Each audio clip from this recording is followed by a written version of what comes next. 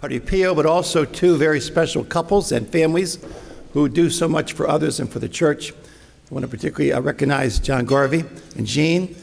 This building we're in and so much this campus because of his leadership, his guidance. You know, I think that Doctor is going to retire soon, and he's done so much for this campus. We're so grateful for John for your work and for your efforts. Done a great job, and you'd be big shoes to fill. So thank you so much for what you've done here. I think you know the story of Padre Pio, and probably better than I do in many cases. You know he was born in 1887. You know that maybe know that within 16 years became a Capuchin monk or father. And 6 years later, he was ordained a priest. You probably know that basically after a while, he had some pretty sickly early years. It wasn't that easy to do his ministry. He stayed home for some time of that. You might also know that basically after a while, he had the stigmata. I think it was 1918, I think. Stigmata was the first time, I think, ever in our church history that stigmata came to a priest. And that's a pretty special thing to think about. How do you explain this?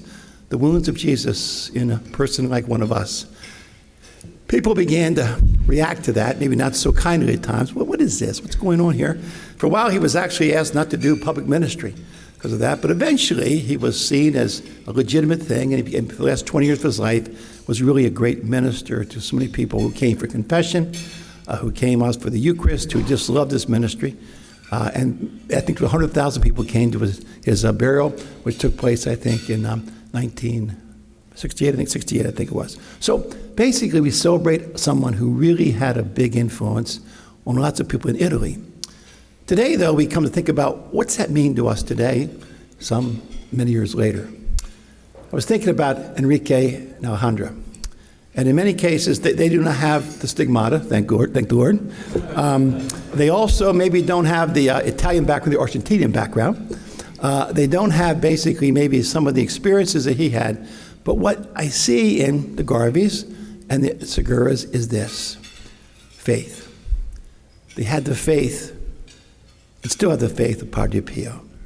It's about living out that faith each and every day. It's about trying to be, frankly, what God would want us to be. And while one's a clergyman, and the others are married couples and with children, it's about living out our faith in many ways, in a way that allows others to see. I would suggest to all of you, most of you who are lay people, and in fact, we need more and more people who are of the lay dimension to live their faith in such a way people say, that's what I can do. I can be that. I want to be that. I want to share that in a special way. So in many ways, another example where they're much the same, Seguras and Padre Pio, is in their effort for social justice. So Enrique and Alejandro have been involved with Catholic Charities, have been involved with CUA, or this campus here, in many different ways, involved with the Heights School, involved with many things, the Spanish Catholic Center. Alejandro is involved with our Centuries for Life program. These are efforts to do social justice to help people in need. And we know at the end of his life that Padre Pio built hospitals, this big hospital. He did daycare centers.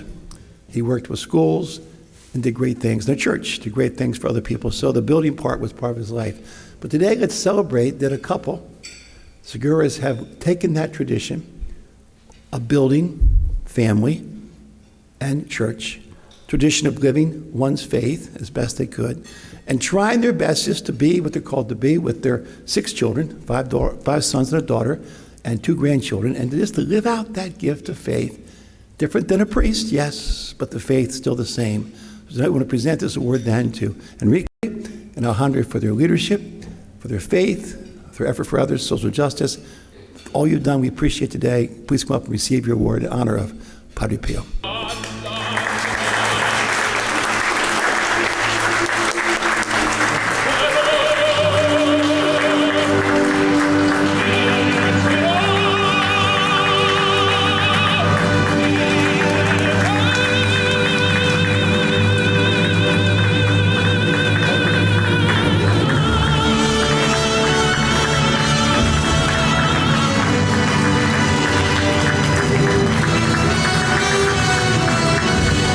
Is going to pick up her notes. I would like to thank you very, very much for this award. Luciano La Monarca is doing a fantastic job with San Pio Foundation. We are very, very honored for this award, for this recognition that probably we do not deserve. But only, well, thank you for doing that. In any case, I wanted to say something. We have something in common with Padre Pio from the beginning. We are very proud Americans, my wife and myself, naturalized in the United States, but we were born in Argentina. And the father of Padre Pio came to the United States first, and after that to Argentina, to be able to make a living and in order to pay the education of Father Pio in Italy. Therefore, that kind of coincidence that joined us.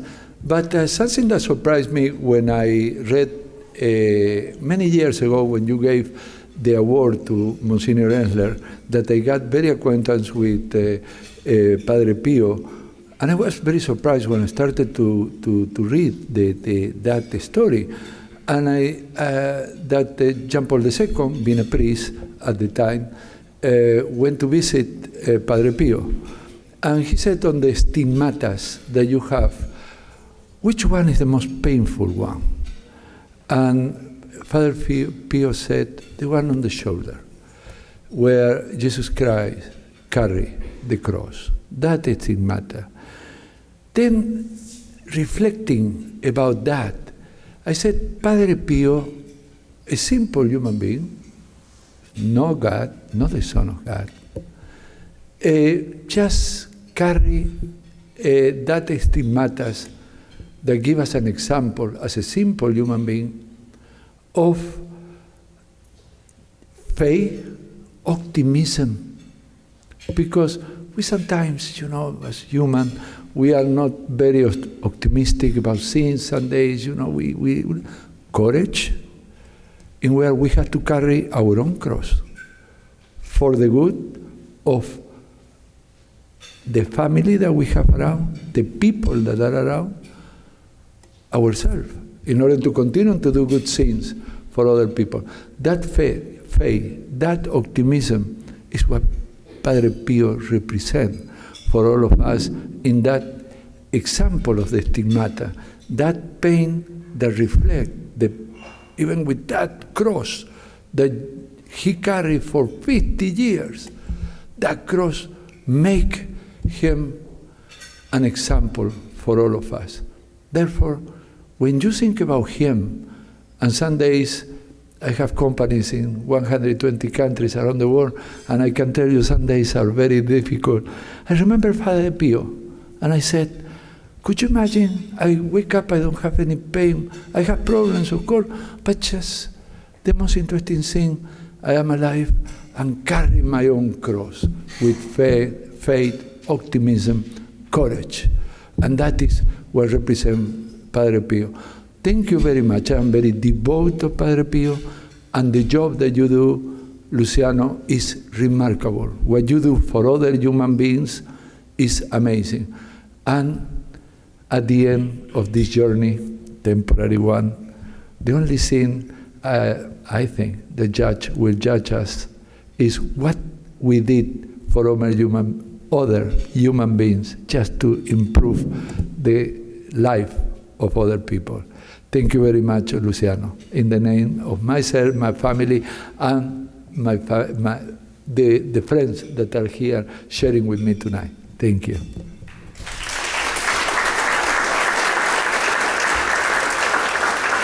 Well, thank you so much. I don't want to keep everybody of the beautiful dinner and set dinner company we are all enjoying tonight.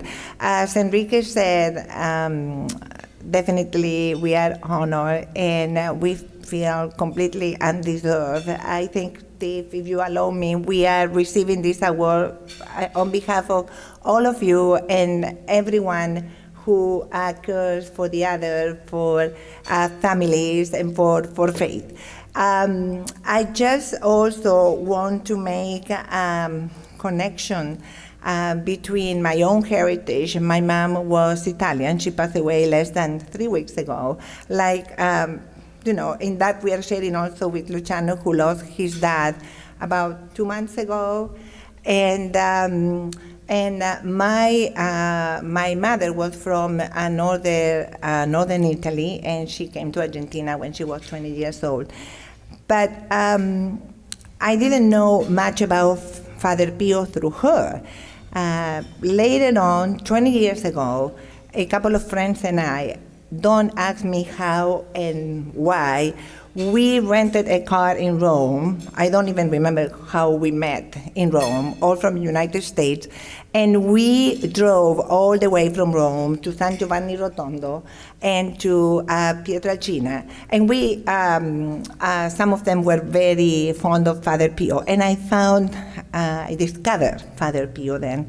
And something that resonated to me and more becomes clearer is this awareness about this battle between good and bad, about the presence, this battle we have every day to fight our fallen nature and the presence of evil. You know, people today doesn't want to hear much about the word evil, and I think that this is one of the largest battles we have. There is a battle, and this battle that Father Pio had, it was so strong, so deep, that left a very, very hard impression on me.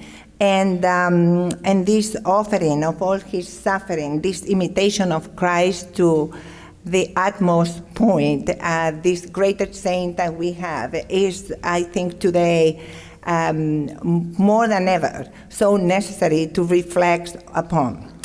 And lately, the last connection I wanted to reflect how God put all this dot together.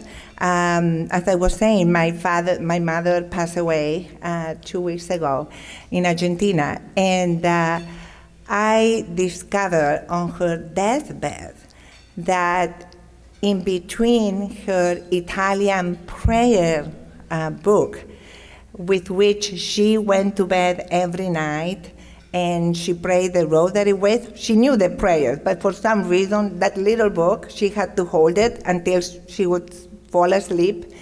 And as she was dying, I opened the book, and the only card she had inside that book, that little prayer, El Libro delle Preghiere, is, you cannot see well, but this is Father Pio's card, an old Italian Father Pio's card. So this tribute that you did to Padre Pio and my mom, you know, this connection with Mama, it really, really will carry for the end of my life, as my mother sang this song every day of her life until she died. So thank you so much. Thank you for coming and joining.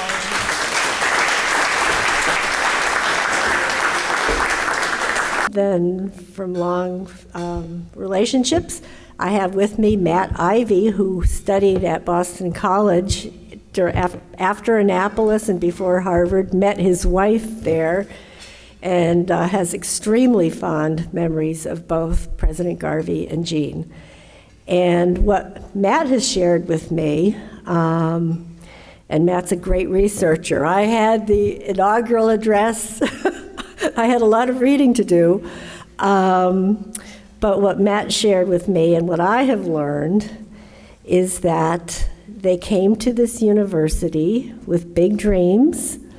They acted on those dreams. Obviously, we've read about the growth in the endowment, the growth in programs, the growth in student retention, things that are contrary to our common moral codes, bringing back single-sex dorms, one of my favorites, bringing back the Sisters of Mary, Mother of the Eucharist, to live there at the dorms, to show young ladies that there is a glorious path to sisterhood, all sorts of wonderful things. And beyond that, bringing back and influencing all these kind of exemplary things, they were family, as we've heard, to the students. Well, that turns me to the second topic. They are family. They live family. I understand that Jean said she wanted to enjoy more years of your health, and you've been studying Italian. Maybe you're going to live in Italy for a while. I believe you're going to be teaching in Italy at Catholic University. But they are family. They have 5 children, and if I'm not mistaken, Matt corrected me just now. He said, I thought I told you 23, but it's 25 grandchildren.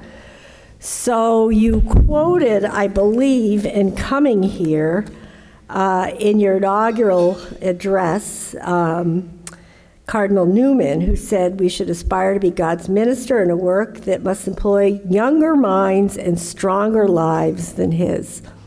Well, we know, President and Jean Garvey, your minds and your lives are very strong. We're very, very, you embody this idea of family, which is the essence of our Catholicism. Well, as we move on, I just want to thank you for that embodiment of family.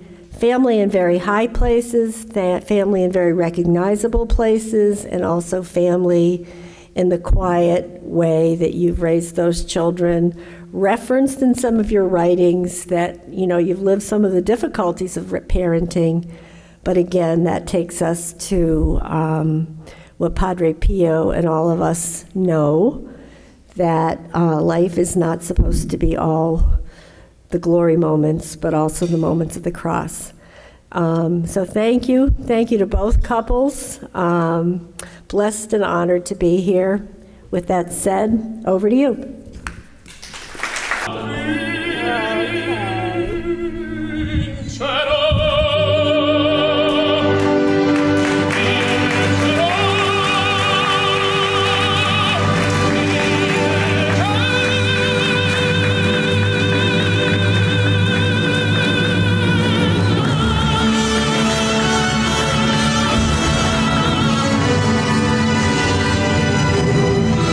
Thank you very much, Janice. Thank you, Luciano. Thanks to all of you for coming tonight, especially all of my friends over at this table next to us, whom Ruth Barwick has brought for this moment. Let me begin by apologizing for Jean. She felt terrible about not showing up. I said there were so many big and important people, but she's got a fever of 102 and had a really sore throat, and she said, I don't know if I had to let you go, so we had to give her a COVID test to make sure that I wasn't infecting everybody here just so I could come. I want to thank you. It's one of the things that I did when we were bringing our children up was every morning at breakfast, I would read the lives of the saints to them. So whoever was the saint for the day, I'd read. In fact, we used to have this passive-aggressive thing going on because Jean was trying to get lunches packed and get the breakfast dishes done and get the children out the door, and there I was, like she says, like Mr. Rogers reading Lives of the Saints, and she never wanted to say you can't do that, but there was always a little bit of there were never enough minutes in the morning to do it. One of the things that I noticed in our daily readings was that most of these saints are old. The ones in the canon of the Mass, Agnes, Cecilia, Anastasia, were almost 2,000 years ago. One of the things that I love about Padre Pio and about Mother Teresa is, we don't call him Saint Teresa, we don't call him Saint Pio, we call him Padre Pio, we call him Mother Teresa, because they actually lived in our lifetime. Mother Teresa has an honorary degree from the Catholic University of America. My first year at Catholic University, the Postal Service was dedicating a stamp to Mother Teresa, and they had the unveiling in the Basilica here, had a big stamp, and the Postmaster General was there, and they unveiled this thing, and everybody cheered, and all the Sisters of Charity were there in their habits. The Postmaster General made a little speech, and he said, and also we have with us tonight sister or somebody other from the Sisters of Loretto, who was Mother Teresa's novice mistress when she before she became a missionary of charity, she was in the Sisters of Loretto. So this woman, who was then 108, stood up and waved like. So Mother Teresa is somebody who lived in our lifetime. When I was a boy, I remember the sisters in my grade school in St. Joseph's in Sharon telling us about Padre Pio and what a wonderful example he was. So this is a great thing because it allows us to understand the point that saints aren't people who lived in the past. There are saints among us whose example we can have a much easier time following, because they're real human beings like us. It's been so edifying to me to read about Padre Pio. He wasn't always thought of as a saintly guy, There were people, popes among them, who thought, yeah, maybe he's faking this stuff.